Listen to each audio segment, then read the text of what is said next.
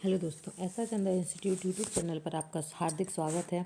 आपका जो अभी टेस्ट लिया गया था शाम के टाइम पर, तो उसका आप सॉल्यूशन देख लीजिए। तो पहला क्वेश्चन है आपका, भारतीय संविधान को कितने भागों में विभाजित किया गया है? ए 16, बी 24, सी 25, डी 22। तो इसमें आपका ऑप्शन सही है, आपका सी 25। वर्तमान में आपके 25 भाग हैं, जिनमें से 3 भागों को हमारे संविधान संशोधन द्वारा हटा दिया गया है, तो इसलिए अब हमारे भाग रह गई हैं 22। और वैसे इसको संविधान को 25 भागों में बांटा गया है। अगला क्वेश्चन है आपका, संविधान के किस भाग में संविधान संशोधन की प्रक्रिया का उल्लेख है? संविधान के किस भाग में संविधान संशोधन की प्रक्रिया का उल्लेख है? ए भाग 3, बी भाग 4, सी भाग 20, डी भाग 21। तो इसमें है आपका भाग 20। भाग 20 में दिया गया है संविधान संशोधन की प्रक्रिया का उल्लेख। अगला क्वेश्चन है, संविधान के किस भाग में पंचायती राज व्यवस्था संबंधी प्रावधान दिए गए हैं?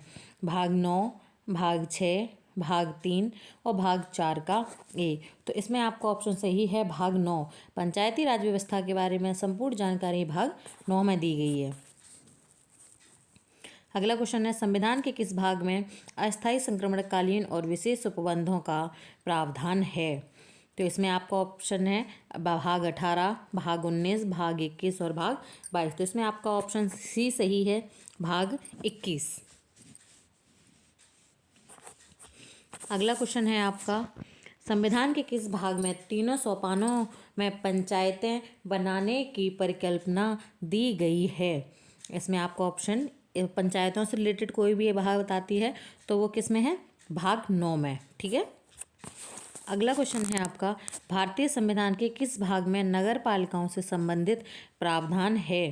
तो ऑप्शन है आपका भाग 6, भाग 7, भाग 8 और भाग 9 का ए। तो इसमें आपका ऑप्शन सही है, भाग 9 का ए, यानी कि डी ऑप्शन, भाग 9 का ए है आपका, जो नगर पालिकाओं से संबंधित है। अगला क्वेश्चन है आपका, संविधान के किस भाग में नीति निर्देशक तत्वों का उल्लेख किया गया है? तृतीय भाग में, चतुर्थ भाग में, द्वितीय भाग में या नवम भाग में? तो ये आपका चौथा भाग जो है, चतुर्थी भाग, इसमें राज्य के नीति निर्देशक तत्वों का सिद्धांत दिया गया है। और आपके तीसरे भाग में आपके मूल अधिकार हैं, द्वितीय भाग में आपकी नागरिकता है और 9वें भाग में आपकी पंचायत है। अगला क्वेश्चन है, संविधान के भाग 1 में निम्नलिखित में से किसका वर्णन है? तो ऑप्शन ए संघ और उसका राज्य क्षेत्र, बी नागरिकता, सी मूल अधिकार, डी राज्य के नीति निर्देशक तत्व। तो भाग 1 में आपका है संघ और राज्य क्षेत्र, संघ और उसका राज्य क्षेत्र। नागरिकता भाग 2 में है, मूल अधिकार भाग 3 में है और राज्य के नीति निर्देशक तत्व आपके भाग 4 में है। संविधान के किस भाग में मूल अधिकार का उल्लेख मिलता है? भाग 3, भाग 4, भाग 1 या भाग 2? तो आपके जो मूल अधिकार हैं वह आपके भाग 3 में हैं। अगला क्वेश्चन है आपका, भारतीय नागरिकों के मूल कर्तव्यों का विवरण संविधान के किस भाग में दिया गया है? भाग 1 में, भाग 4 के का में, भाग 2 में या भाग 4 में? तो इसमें ऑप्शन है आपका भाग 4 का यानी बी ऑप्शन। आपके जो राज्य के नीति निर्देशक तत्व हैं वो भाग 4 में हैं और उसी में भाग 4 का ए दिया है, जिसमें मूल कर्तव्य हैं। और मूल कर्तव्य हमारे कितने हैं? 11 मूल कर्तव्य हैं, जो हमारे भाग 4 के ए में दिए गए हैं। अगला क्वेश्चन है, भारत के संविधान का भाग 4 किसके बारे में बताता है?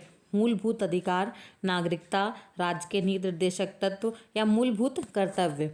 तो आपका भाग 4 ऊपर भी बताया था मैंने, राज्य के नीति निर्देशक तत्वों से संबंधित है। उम्मीद करती हूँ कि आपको वीडियो क्लास अच्छी लगी होगी। तो आप लोग हमारे यूट्यूब चैनल को सब्सक्राइब कीजिए, लाइक कीजिए और कमेंट कीजिए, क्योंकि आपके लिए ये बहुत ही अच्छी और हेल्पफुल क्लासेस हैं। तो ये जल्दी से जल्दी इन क्लासों को शेयर कीजिए और ऐसे ही डेली टेस्ट आप देते रहिए। जय हिंद।